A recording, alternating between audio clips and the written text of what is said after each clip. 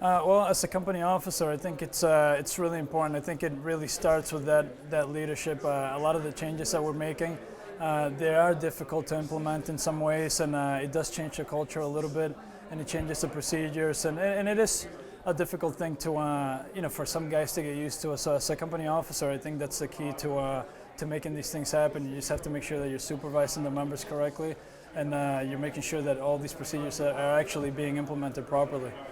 So today you went through one of the scenarios. It was the OSB scenario in a container.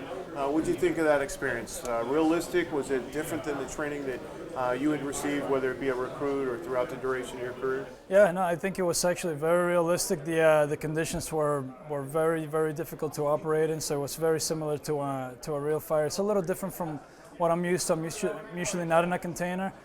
You can get the heat up pretty good in a regular burn building, but I thought the heat in that container was incredible, and just the amount of smoke and heat that was coming at us was tremendous. So we really had to work hard to cool the atmosphere down, just to be able to get a little bit closer to the fire and to be able to knock it down. So I thought it was very realistic. It really made us have to get down on the ground, and it really made us have to think about all the procedures that we have to take in order to protect ourselves in a fire.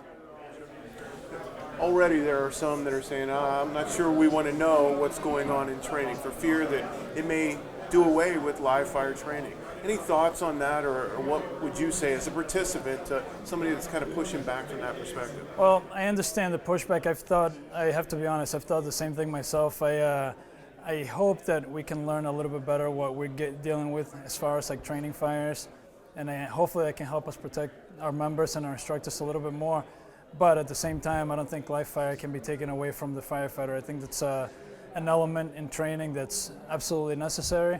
Obviously, we need to protect ourselves a little bit better, and if we can do that in a way that we can still do live fire training, I think that's the best of both worlds. But I don't think it can ever go away, because you need that part of the realistic training that you can't get from other avenues.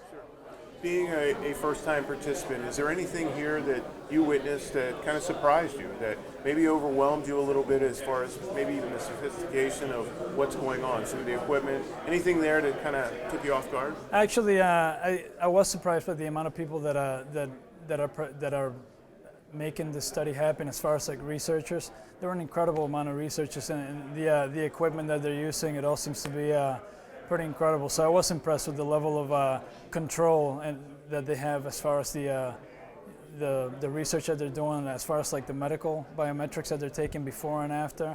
I think it's pretty incredible the way they're controlling everything. So it's all exactly the same for every participant. I was impressed by that. Super. Any nugget that you would want to take away and maybe take back to Boston and share with the members in Boston?